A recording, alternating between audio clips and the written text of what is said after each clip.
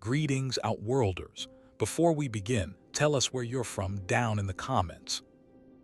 The siren's wail was swallowed by a monstrous roar. It wasn't a fire I was racing towards, but something far worse. Lexington, Kentucky, wasn't burning from earthly flames. It was under siege, an alien invasion turning our familiar streets into a sci-fi nightmare. I'm Tim Morgan, a 49-year-old firefighter gripping the steering wheel, my heart hammering against my ribs. My family, Sarah and little Billy, were somewhere in this chaos, missing. That thought was a burning ember in my gut, hotter than any inferno I'd ever faced. The firehouse was a scene of controlled panic.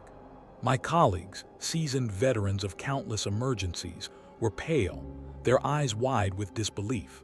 Towering over buildings, casting long, ominous shadows, were the ships. Not sleek, silver saucers like in the movies, but colossal, jagged obsidian structures that seemed to defy gravity. "What the hell are they?" whispered young rookie Danny, his voice trembling. Captain Reynolds, a man who'd seen it all, simply shook his head. "Doesn't matter, our job's the same. People need help." He was right. Fear wouldn't put out fires or rescue the trapped. We had a job to do. We piled into the truck, the familiar weight of my gear a small comfort. The city was in pandemonium. Cars lay abandoned, their horns blaring uselessly. People ran screaming, their faces etched with terror. Above the din, the aliens' roars echoed, guttural and alien, shaking the very ground beneath our feet. Our first call was a building collapse downtown. As we approached, we saw them. The invaders. They weren't the little green men of legend. They were tall, gaunt figures, their skin a sickly gray, with long, spindly limbs and eyes that glowed with an unsettling blue light. They moved with an unnatural grace, their every step radiating menace. They wielded weapons that crackled with energy, disintegrating anything they touched. A car evaporated in a flash of blue light. A building crumbled to dust. These weren't soldiers. They were exterminators. We arrived at the collapsed building to find a scene of devastation. The air was thick with dust and the smell of pulverized concrete. People were trapped, their cries for help barely audible above the chaos. "Let's go, people," I yelled, my voice hoarse. "We don't have time to waste." We worked frantically, cutting through debris, pulling people from the wreckage. Every rescue was a victory, a small act of defiance against the overwhelming terror.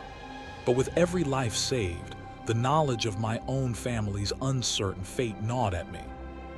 As the sun began to set, casting long, eerie shadows across the ruined cityscape, we received another call, a fire at a local coffee shop.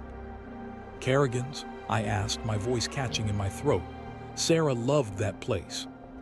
"Affirmative," the dispatcher replied, her voice strained. "Multiple people trapped." Kerrigan's was only a few blocks away. We raced towards it, sirens blaring, our hearts pounding with dread. The coffee shop was engulfed in flames, the windows shattered, the air thick with smoke. Standing outside, amidst the chaos, was a woman with fiery red hair, her face streaked with soot. "Misty?" I asked, recognizing the barista from Kerrigan's. "Tim, oh thank God," she said, her voice trembling. "There are people trapped inside. I tried to get them out, but the fire." "How many?" "5, maybe 6. I don't know, it all happened so fast." Without hesitation, I grabbed my axe and charged towards the burning building. The heat was intense, the smoke blinding. I could hear the screams of the trapped inside. "Fire department, anyone still alive, make some noise," I yelled, my voice hoarse. A faint cough followed by a weak cry.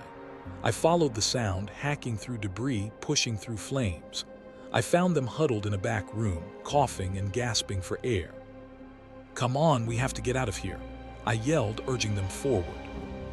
We stumbled through the smoke-filled building, flames licking at our heels. Just as we reached the exit, the roof collapsed, sending a shower of sparks and debris crashing down around us. I shielded the others with my body, taking the brunt of the impact. We emerged from the burning building, coughing and sputtering, but alive. Misty rushed to my side, her eyes filled with gratitude. "Thank you, Tim, you saved them." "Just doing my job," I said, but my voice lacked conviction. Saving strangers was a hollow victory when my own family was still out there, somewhere in this nightmare. As we caught our breath, a low hum filled the air. We looked up to see one of the alien ships descending, its shadow engulfing the street. The ground trembled as it landed, its massive form blotting out the sky.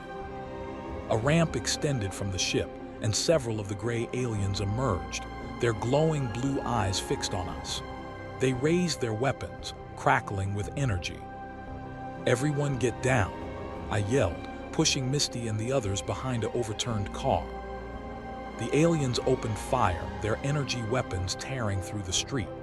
Cars exploded, buildings crumbled, and the air filled with the acrid smell of ozone. We were pinned down, trapped in a city under siege, facing an enemy we couldn't understand, let alone defeat. But even as fear threatened to overwhelm me, a spark of defiance ignited within me. I was a firefighter. I didn't run from danger, I ran towards it. And I wasn't just fighting for myself or for the people I just rescued.